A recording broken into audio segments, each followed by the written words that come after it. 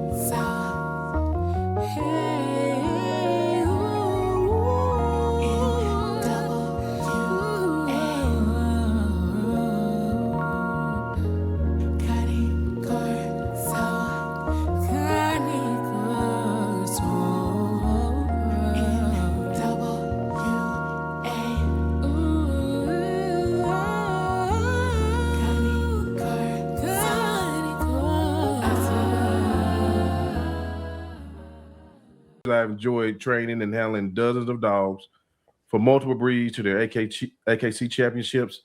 I am one of about 70 AKC registered handlers in the USA, as well as, but you got quintuple champions, 40 AKC champions. You're a vet, registered vet tech. There you go. A certified canine rehabilitation practitioner. Yeah. You got it going on. I did. You know, those, rocks that, they lay still, they get moss. So I just rolling. Right. So take us, when was the rabbit hole for being a pet owner to a lifelong enthusiast preservation breeder of this breed? Yeah. So I'll tell you first about my first Doberman puppy when I picked him up, because this will tell you how totally ignorant I was about dogs, much less Dobermans. Growing up, we had always had, just mutts that we had rescued from the shelter. Mm-hmm. And they were always female. They always lived outside in a fence. We'd go out there once a day and just throw a bowl full of dog food to them. And that was pretty much it. Mm-hmm. So I lived in a little starter community at the time. And my husband then was away from home like 3 or 4 nights a week. And I wanted a dog that I would feel safe with. So I did a lot of research and hit upon the Doberman breed and found May Downing, who was Micah Dobe, which is the oldest established Doberman kennel in the U.S. Okay. And her top 20 champion sire had just sired a litter of puppies. And again, knowing what I know now, I never would have touched that litter now. It was just a backyard blue bitch. I mean, you look at her pedigree and the registered names were like Queenie, Princess, just stuff like that. It had no business at all being bred. But here I go with my then husband. And the puppies, again, they're 6 weeks old. Had no business leaving the litter, but I didn't know any better. So we get a puppy and we're on the way back home and we're driving. My husband's driving. I'm sitting in the front passenger seat with a puppy in my lap, Googling over and everything. And all of a sudden I go, James, stop the car. And he's like, what? And I said, stop the car. We have to go back. I have picked up the wrong puppy. And he's like, Elizabeth, what are you talking about? And I said, we were supposed to get a male. And look, we have a female because see, it's got nipples. Yeah. And he looks at me and goes, Elizabeth, I have nipples too. Like, oh, okay. But that's where I started. Mm-hmm. And I tell that story because it's not only funny, but also because it reminds me of how far I've come. And it keeps me grounded when I'm talking to folks that, I was stupid once too. Mm-hmm, exactly. We all started from somewhere. Yeah, exactly. Mm-hmm. And I think especially if you're going to be a mentor to people, you've got to remember where you came from. That's because right. We weren't just hatched out of an egg knowing everything. But as far as what got me started down this, I took that puppy, and whenever he was like 6 months old, the owner of the sire, again, top 20 dog, she's like, "Oh, you should show him." And I thought, who would show a dog? That is so stupid. And just, maybe like 15 minutes from my house was the Atlanta Kennel Club show at the time. So I went and watched, and I'm looking at these handlers, happen to have one of these here, coming out of the ring with these stupid little 2-cent, first through fourth place ribbons. And I'm like, I have to do that. And woof, I was an honor. I was an honor. So the Doberman Way is it's not just a platform. It seems that it may be a way of life or a philosophy for you. What does the Doberman Way mean? Well, I mean, there is the Canine Way, and there's, as you know, the Cane Corso Way and Border Collie Way and Terrier Ways and all that. But every breed has their own specific path, and that's what makes them unique. And so, the Doberman Way is, there's other ways, but this is the Doberman Way.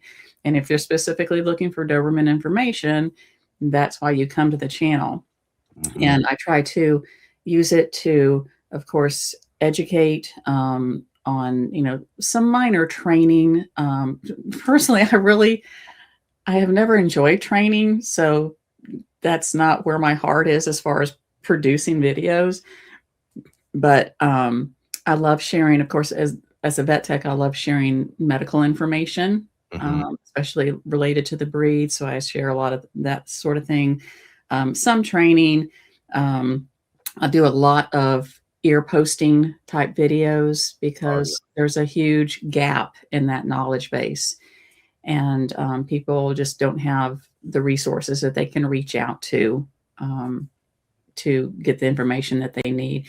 I also do a lot of fun things that you can do with Dobermans, like, lure coursing, or I'm working on one now for barn hunt. And just, anything Doberman that sings to my heart, I go with. All Doberman. Yeah. So you said something about the ears. Is that something that has to be repeated, the posting, be that they're so tall? Yeah, for those of your audience that don't know, Dobermans have naturally floppy ears, like a Labrador Retriever, and so they are cropped under the care of a veterinarian under anesthesia, usually about 7 to 12 weeks, and then we post them up on. I don't have one here, but we post them upright and tapes, and you do that repeatedly for so many weeks or so many months until they're standing. And unfortunately, well, if you purchase a puppy from a reputable breeder that's a preservation breeder, they're going to have those ears cropped and healed, the edges healed up and the sutures out before they place those puppies. Right. But if you deal with someone less reputable, you're going to either get those puppies cropped but not healed, and so you don't know how to process that, or uncropped, and then those that are interested can go to their own vet and get them cropped. And again, they have no knowledge base on how to care for those ears, how to post those ears.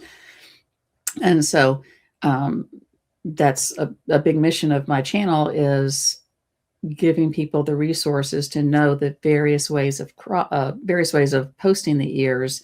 And I also, through the channel, have a website that people can actually consult with me via Zoom so they can have a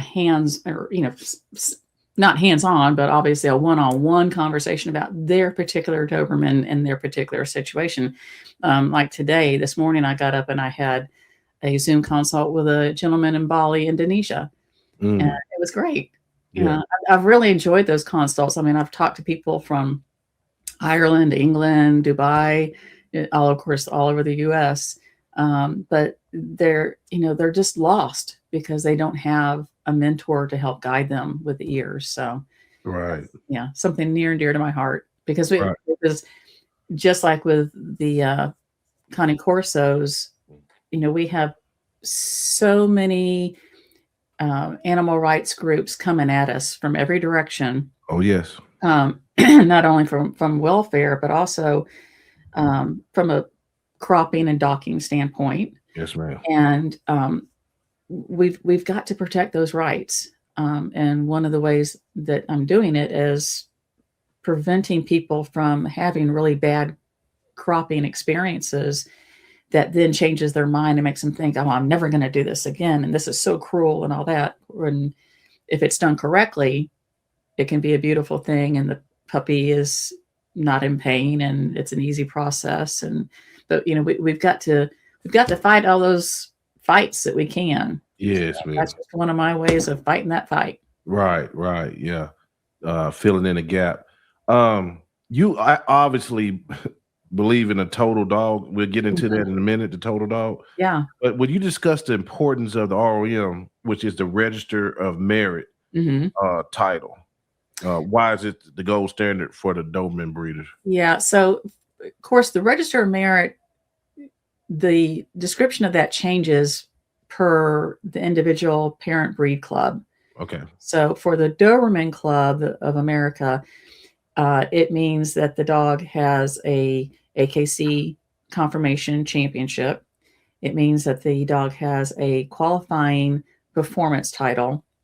And in general, that means something that's off lead, that the dog is taking direction from the owner. I mean, so something like lure coursing, where the dog is just running and following its own instincts, is not going to count. It's going to be something more like agility or competition obedience, something of that nature.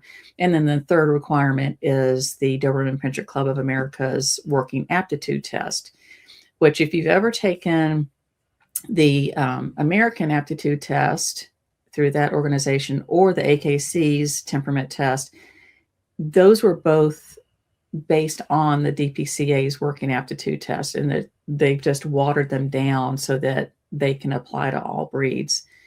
But in particular, the Doberman Pinscher Club of America's working aptitude test is somewhat mimicking what might happen on any given day as you're walking through the park. You're going to meet, a neutral stranger. You're going to meet a friendly stranger, and the dog can say hi, can ignore the people, whatever. It just can't be aggressive because those strangers are not aggressing towards you.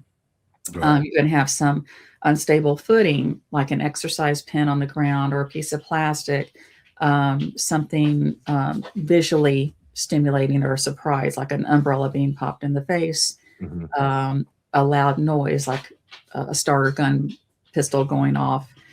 And finally, there is a point where we have an agitator coming out from behind a van, and the agitator first walks across the path of the dog and then turns and starts coming towards the dog. Now, in this test, there's never any kind of contact between that agitator and the dog.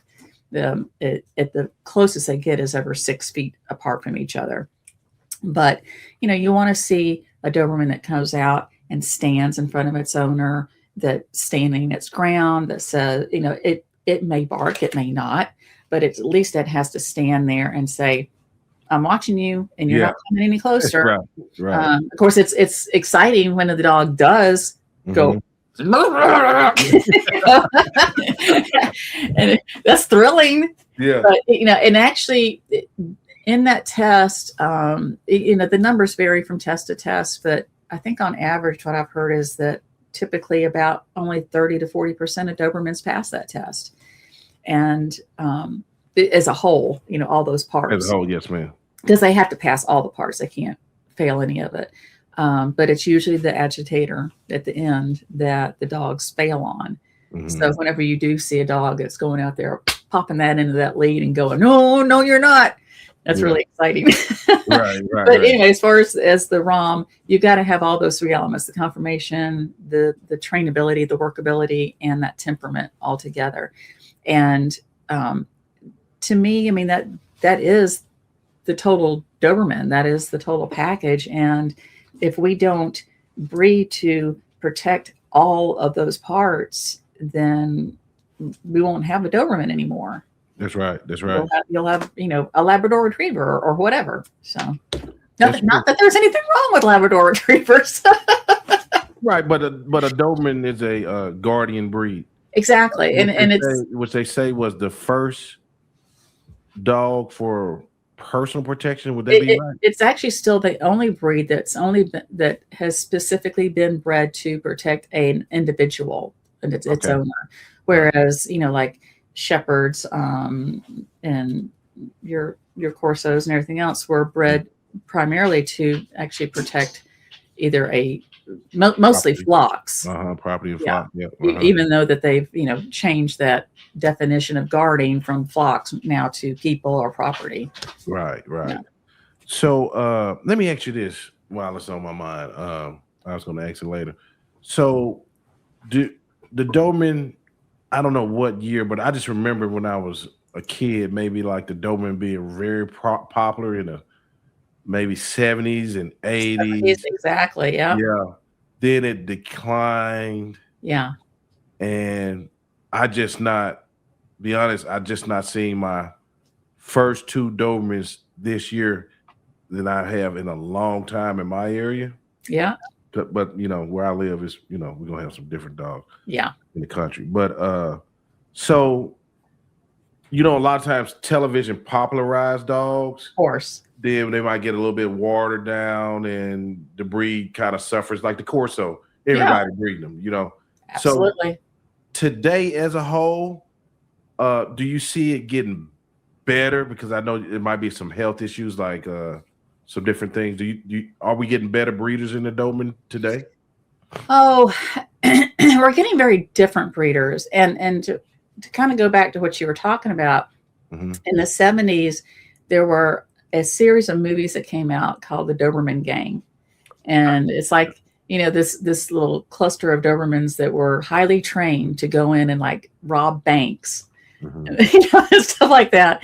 And of course that, the people were like, oh, and everybody wanted a Doberman, of course, with no idea what the breed was all about and what it needed. And so people were just, you look at the numbers when those movies came out, the AKC registration is like skyrocketed. And of course, that meant you had a lot of irresponsible people breeding these Dobermans. And so we had, as a result of that, a lot of bad temperaments. And that's, whenever all that started coming up together, that's when you get these myths like all Dobermans turn on their owners because their brains outgrow their skulls. Yeah. Boy, I still hear that now and again. I'm like, what? Oh, yeah. I remember that one. Yeah. You brought back memories. Yeah. So, and because of that, then of course the numbers, drop back down. And, thankfully we were then able to more carefully address temperament and things like that. But yeah, we are having ongoing problems now with the breed as far as health, because it is being so bottlenecked, because we, had a very small gene pool to start with. And over the past little over 100 years, it's just, recycling those same genes over and over and over. The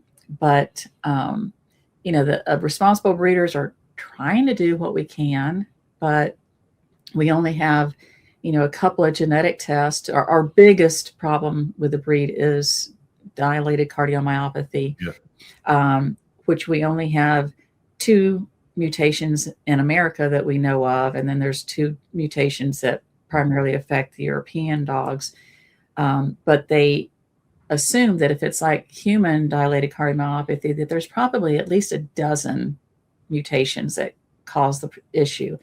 And then we have not only those particular genes, but there's also epigenetics that influence whether those genes are turned on or off. Yes, ma'am. So it's a extremely complex issue, and we just don't have enough information yet, to eradicate it from our lines. People say, "Oh, I've never had it." Well, yeah, they do. They're just lying, or they're sweeping it under the table or something. But that's our biggest danger right now, is that right now they say that we have a prevalence of probably about 60% of the population has this dilated cardiomyopathy. And unfortunately, since it doesn't address itself, I mean, sometimes it comes as early as like 2 years, but most of the times we don't find out about it until the dog is 5, 7, 8 years old. And of course, by then that dog's been bred. Yep. So, you know, it's, you know, closing the barn door after the horse has already gotten out. Right. And so that 60% of the population just keeps growing and growing and growing. And, you know, I pray that we find all the pieces of the puzzle before we just don't even have a breed anymore to save. Yeah. That's unfortunate, but it's a lot of breeds going through different little hurdles right now. Hopefully science will step in and give us the hand we need. Which they are trying.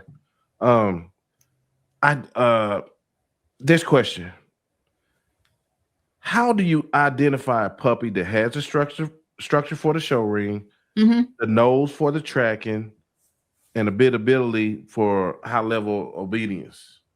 Well, of that, the structure is probably the easiest part. It's all about balance, and especially for the Doberman breed, if you think about what it was made for, that personal protection, you want a dog that is balanced front and rear end as far as the angulation goes. You want a dog that has a medium length back, because if it's too short, it's not going to be able to bend and make an exaggerated galloping motion. If it's too long, that top line's too long, it's going to be susceptible to being injured because it's more like a hammock that's bouncing up and down. You're looking for what we call tight cat feet, which is, you know, really up on the toes. Because that's going to be a shock absorber as it's, you know, coming down from jumps and so forth. We're looking for an elegant neck fit into the shoulders and a continuation of the tail that's, they call it like a 2 o'clock set, but it's basically, like I said, just a continuation of that top line. But, you know, I tell, when I'm mentoring judges, I tell them to always keep the purpose of and the function of the Doberman in mind. And when they're looking at a specimen, they want their eye to just travel flawlessly from one end to another and back again. If the eye stutters or stops anywhere, then there's something wrong. And I do the same thing when I'm looking at my puppies. I'm looking for that puppy that's just one smooth piece. Now, as far as the temperament to go out and do the performance work, I'm looking for two things. One is I'm looking for what the parents are contributing. I'm looking for that curiosity, that determination to follow through. Whenever I'm breeding, I'm usually breeding dogs with working titles to dogs with working titles. And if not, I'm at least looking then beyond in the pedigree for the dogs behind that dog that have the working titles. And then two, from the time that they're born, I start working with them from the neurological stimulation to early center introduction to field trips, and just anything I can throw at them that's going to expand their mind and particularly expand their confidence, I'm going to be doing it. And of course, you know, then you've got the key of placing them in great homes with owners that, you know, have that determination to follow through and present every opportunity they can to their puppies to blossom into the beautiful flower they can be. Exactly. Yeah. Right. So this is a beautiful thing because I've been podcasting a while, so I hear a lot of things, even stupid things, right? Oh, sure. So one thing they always say was show breeders are destroying the dog. You're an example of someone who's trying to keep the breed, the total dog, like we're talking about. Absolutely, yeah. Yeah.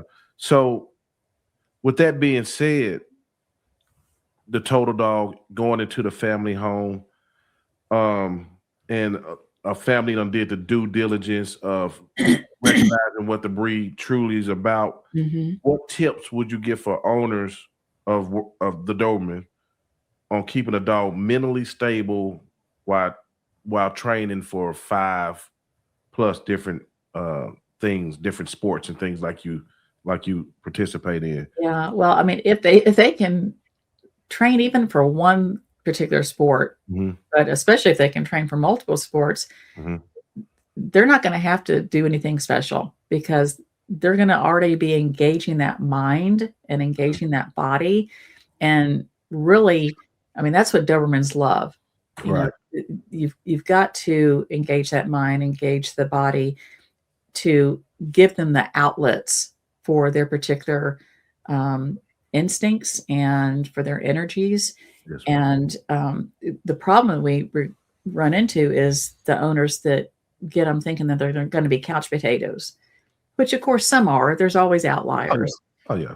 But for the most part, if you get a Doberman, you better be prepared that you're going to be getting exercise as well as the dog, and that you're going to have to stay on your toes, because they will push you to stay on your toes. Oh, yeah. Otherwise, they're going to be destroying the house, destroying your life, Right. making you regret your life decisions. Yep. You're going to have to get out there and do something with them. Exactly. Yeah. Yeah. They're going to make you. Yeah. Yeah, exactly. Right. Yeah. So let's get into your vet tech and rehabilitation side. As far as what are some of the most structural problems you see in the show ring that lead to injury in the field?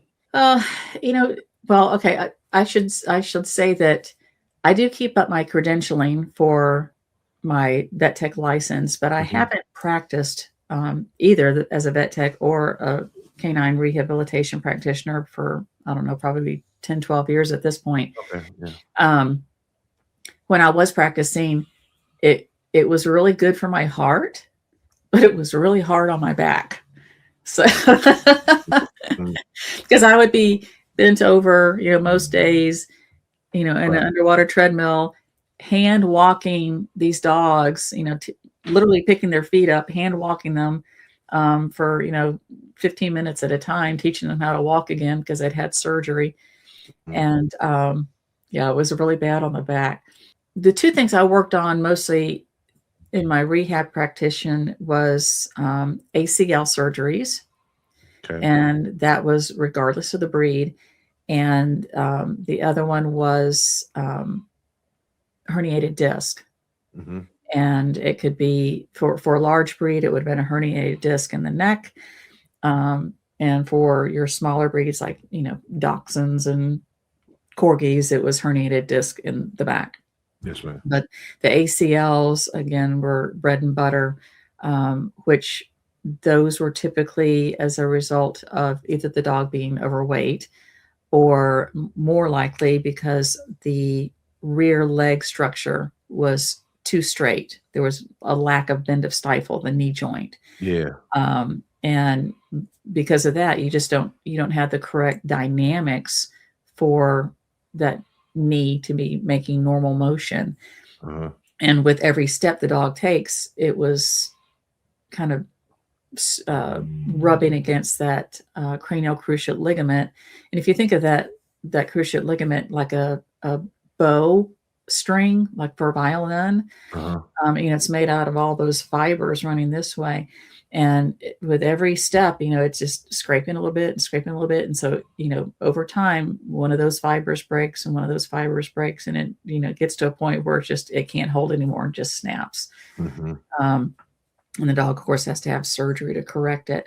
But those are my bread and butter. But as far as injuries that we see in the show ring, we really don't have many injuries that would have a problem there. Now, a dog could have just structurally, again, an ACL issue. Yeah. And of course I hear about that ACL issue quite often. Yeah. I can imagine because in Corsos, you've got the straighter conformation in the rear leg. and Dobermans, it's going to really stand out because it's going to look incorrect in a show ring. The other thing, you know, in a show ring, obviously, if they've got a particularly a long back, they're going to have a more susceptible back injuries. But now we do run, and I did run into more problems as far as, well, for example, when I was working at the clinic, we were relatively close to a military base. And so I would see some of the military dogs coming in. And a couple of times we had police dogs coming in.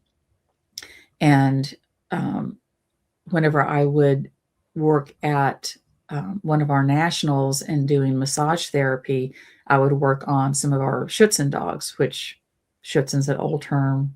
It went Schutzen to IGP, and now it's, I think, IPO or something like that. Yeah. But those dogs, I saw particular problems, and from my perspective, I felt like it was because of the extreme measures that those dogs go to in their performance of their duties. And like, for example, I'll use the term Schutzen, the Schutzen dogs, they would jump over these very, very high jumps. I think they're like at least 4 foot, maybe. Yeah. And oftentimes carrying a huge dumbbell, so it changes the dynamics of the weight. And then they would also ascend and descend these extremely high-pitched A-frames. And when they would descend, they would, most often you catch videos of them, they would just, once they're at the top, they just leap, and they're just coming straight down. And again, they're also coming straight down off of those high jumps with those big dumbbells. And I think I sent you a couple of pictures, and in them you'll see that when those dogs land, the scapulas are just jamming straight up.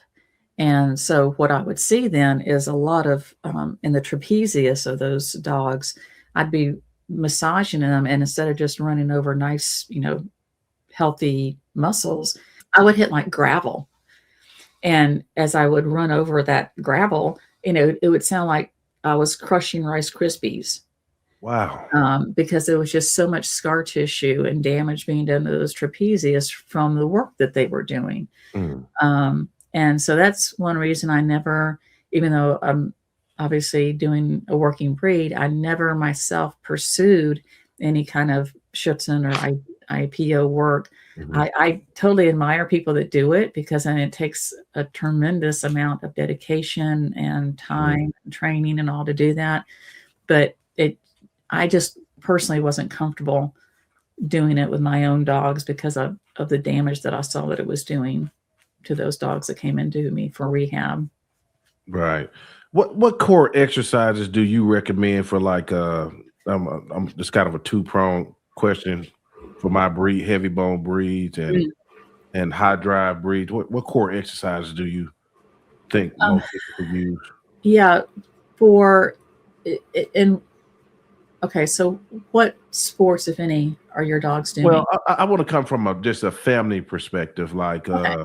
Do you think hand walking, treadmilling, swimming, things like that are the best? Yeah, so for the average family, yeah, exactly. Just, you know, going out walking, going on your mountain trail hikes. You know, I don't like forced exercise, like, you know, making them trot by a bicycle, unless it's just a very short amount, you know, maybe like a mile and a half, but only for dogs that are 18 months or older, that those growth plates of their long bones have closed. But, you know, just kind of more like free exercise, like I said, the walking, the trail hikes. I love just letting my dogs out loose in the yard, letting them run and play, because, I mean, they get every type of exercise there. They're jumping, they're twirling, they're running up and down the fence, they're doing all the things. Swimming is good if you've got a dog that can swim. Dobermans generally have to be taught how to swim. There's something, you know, and I don't know if it's because of most of them are docked, but their butts sink. And so they just are like straight up and down in the water, doing this, going nowhere, just the water everywhere. But if you can teach them to swim with their butts up, it's great exercise. Of course, it exercises more the front than it does the back. If you think about, when a dog is swimming, it's really powerful in the front, but in the back, they're just going, doot, doot, Yeah, that's doot, right. so there's not a whole lot going on in the back. But hi there. But swimming is good. I also like, just if you can get to a lake or a river or creek or something like that, just having them walk through the water is great exercise. Mm-hmm. It's just, nature's way of an underwater treadmill. Right. But I love that because it's, no impact, but it's a very effective exercise. Mm-hmm. Mm-hmm. Got you. Okay, I'm gonna shift gears just a little bit on the handling side, because you don't produce. You finish 40 plus AKC champions. Woo! Well, I have bred. You have 40 AKC champions under the ADAMAS prefix. Now I have finished. I some of those were finished by other people, other owners, other handlers, but I have finished, of course, probably most of those ADAMAS champions, but I've also finished, dozens of other Dobermans as well as dozens of other breeds. Gotcha. Yeah. Okay. So I want to talk a little bit about the synergy in handling. Yeah. You define it as handling as synergy. So what is the one thing that amateur handlers do that kills the connection between them and their dog in the ring? Ooh.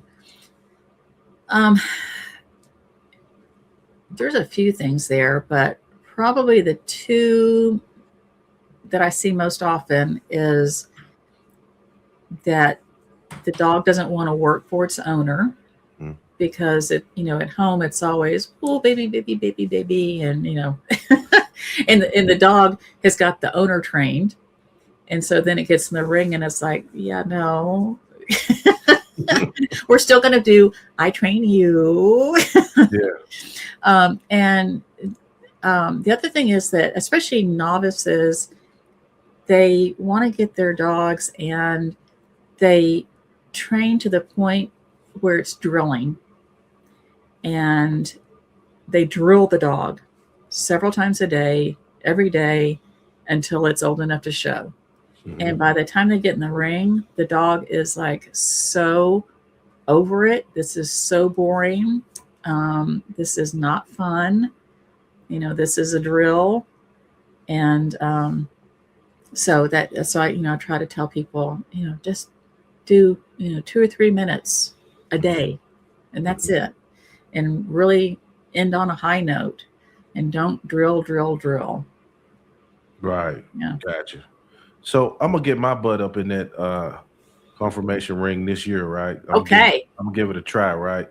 So one of my questions I had: how do you project confidence and control in the ring with a dog that is naturally kind of a guard dog? You know what I mean? Do I supposed to put off an energy to make them calm down? What is it like?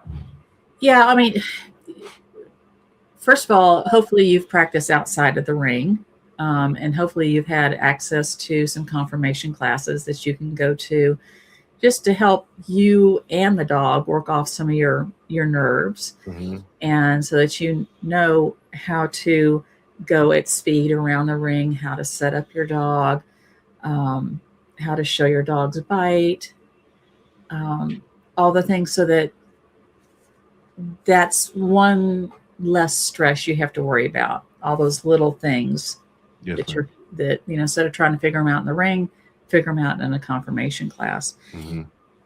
And the other thing I tell novices is, when you go in the ring, own your space. Be proud. This is my dog, and this is my bubble, and here I am. I remember, years and years ago, this was when I was starting out, so a long time ago. There was a handler called George Alston, and he was very famous. And he gave seminars. And in his seminar, he talked about going home and practicing showing your toilet brush. And you had to pretend in front of your mirror that this toilet brush was a work of art. It was, it was made out of crystal or whatever. But, you had to project that this is not a toilet brush. This is like the toilet brush. Right. To beat all toilet brushes. Yes. And you had to kind of had that attitude. And that's what you have to do whenever you're showing a dog. The other thing he did that has always stuck with me is he had 2 or 3 juniors come out and present their dogs.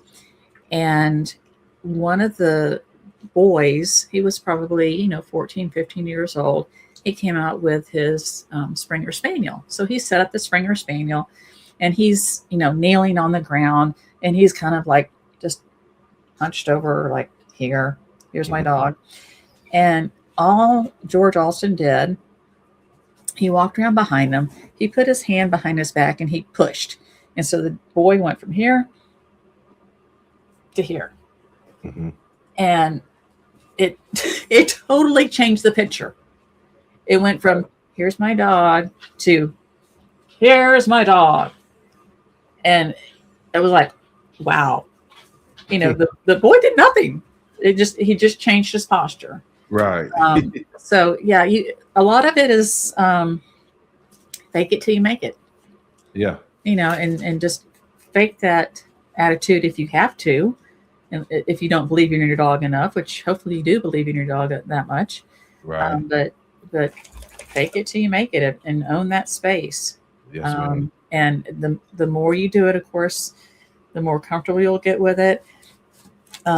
If you've got nerves, try to shift the thinking from, oh my God, I'm so nervous to, oh my God, I'm so excited. Gotcha. So instead of thinking, oh my God, the people are watching me and they're going to be judging me, twist it to, I had the opportunity to show everybody how wonderful my dog is. Exactly. Yeah. So everybody, this is Mrs. Barrett YouTube channel, the Doberman Way. Right. So she has all these cool videos on what she was talking about earlier. Yeah, and that's what you're looking right now. That was or is the series that I'm working on now. I started from the day my puppies were born, my last litter, following them week by week, showing what a responsible breeder should be doing. And kind of like having discussions every week about some portion of breeding. And it's not to say that I'm the perfect breeder by any means, but I'm hoping to convey to the public when they watch these videos, if they're looking for a Doberman, or they can even be looking for any kind of a breed, I think it would help them to at least know the good things versus the bad things. And so that when they do then go look for a puppy and they start having these red flags going off, they will acknowledge them and not ignore them. That's right. Yeah. That's right. So it's all kind of info here, especially if you're in the Doberman. I mean, it's a really, really good channel. Probably for all breeds as well. I've learned something every video I've kind of went through. Like, look at this one, the grain-free food dog food update. This is 3 years ago. Yeah. Treats for Dobermans and stop puppy biting and nipping, and it's full of information. What's the future of the Doberman Way? What do you want? I want to continue to grow my audience. I just want to keep sharing so that people that even if they have a Doberman puppy they already have, or an adult Doberman, and they come to the channel for information, that they will then glean enough to be able to, again, look for a more responsible breeder the next go round. Yes, ma'am. And hopefully also by showing them the fun things that Dobermans can do, help pull them into the AKC events, the lure coursing, the barn hunt, the dock diving, the scent work, obedience, agility, maybe even conformation if they want to go that route. But get them more involved. Right. Teaching them things that they can do with their dogs, getting them more involved with the breed so that they can help us maintain the breed as a whole, meaning, the looks, the brains, the temperament, going into the future. Yeah, that was going to be my next question. What, I think you just knocked it out. I was going to ask you, what are the things a new breeder should be focused on the first 5 years? And I think you said a lot of it then. Yeah. My first thing would be to say, to not think that they know it all, and just willy-nilly go out there and start breeding. Humble thyself. Yes, yeah. ma'am. Or, I've got my first champion, I'm going to go out and breed. Please do your homework, join your parent breed club, volunteer at your local or all breed club or your parent breed club. Become invested, not for what the breed or the breeding can do for you, but what you can do for the breed. Because that's where we all are going to be struggling in the future. Again, as all these animal rights organizations are coming at us, as we've got to come together and do what we can do to protect individual breeds, and then as a mass, all purebred dogs. So, do what you can to volunteer, increase your knowledge, work with mentors. The mentors have made all the mistakes, so if you take advantage of them, you don't have to make the mistakes and you can get to where you're going faster. That's right. Yeah, that's right. Of all your accolades, your titles, what has been the most important one to you? Ooh, wow. Ooh. Your Jordan moment. My Jordan moment. I would just say breeder, because all my show dogs, my performance dog, well, most of my performance dogs, I still have a co-owner relationship on those dogs. And my co-owners will tell you, I don't dictate to them what they can and can't do. If they come to me for advice, I'll give it to them. But if they don't follow it, I don't get mad at them, because I know that ultimately they're making a decision from their perspective, and they know their dog better than I do from 1,000 miles away. But I co-own mainly for two reasons. One, so that if something happens to the owner, then I can get the dog easier without having to fight through courts. And the second is because I can own this. I'm proud, and I like to say I bred and I co-own that dog. It's an ego thing, but again, it's not necessarily right, but I can own it. Yeah. Hey, hard work pays off. Yeah, that's right. And these dogs just, they still blow my mind every day. I've got a puppy right now that I'm showing that he just turned 7 months old, and besides just kicking butt in the conformation ring, he was sold as a pet, and the people had no expectations other than that. But out of the blue, like when he was 4 or 5 months old, he began indicating to the wife when she was about to have a supraventricular tachycardia episode. And so now they're going to be training him to be her service dog, so he can come up to her and alert her to make her sit down or lay down in a safe location so that she doesn't get dizzy and pass out when she has these episodes. But I mean, it's stuff like that it just blows my mind. It's like, how did he know that? You know, but that kind of stuff, again, it just makes me so proud that it's got to be just the title of breeder, right? You know, of all the other things. Yeah, absolutely. Okay, so we've been talking about the total dog. This is my last question, but I'm going to put you in the hot seat. So if it was one trait in a Doberman you absolutely have to have, what would it be? Oh, that's pretty much easy. Well, no, that's not easy either. If I could wave my magic wand, I'd say health. Right. But that's not doable right just yet. So until we get more genetic testing available, I would say temperament. Yes. You know, because it can be an ugly dog, but still be recognizable as a Doberman.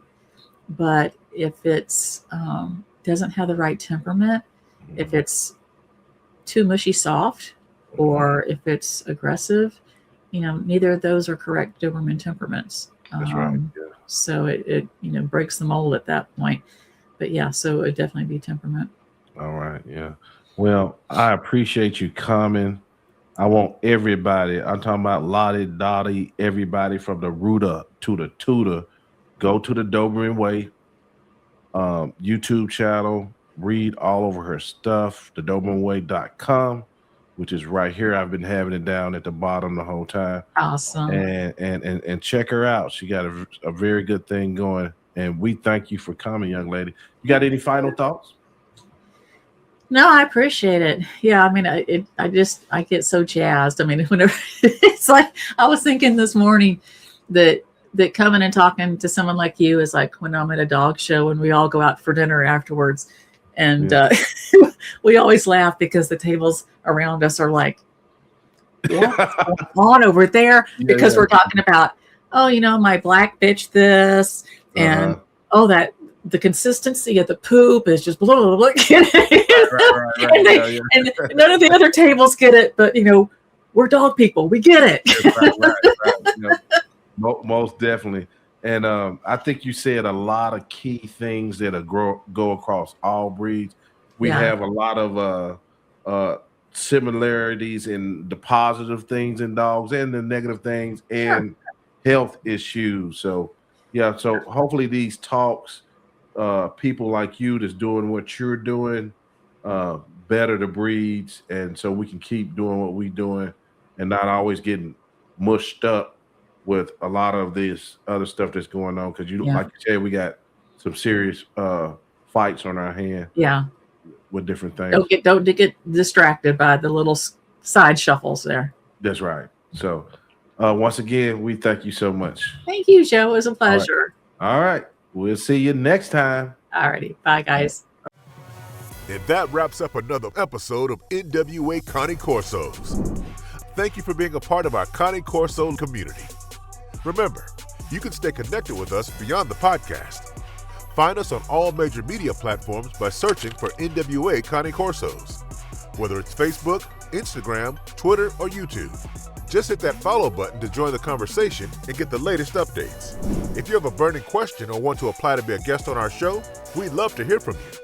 Simply shoot us an email at nwacanecorsos@gmail.com. And if you're a business interested in becoming a sponsor, reach out to us at the same email address. For more resources, exclusive content, and links to all our social media profiles, visit our website at nwacanecorsos.com.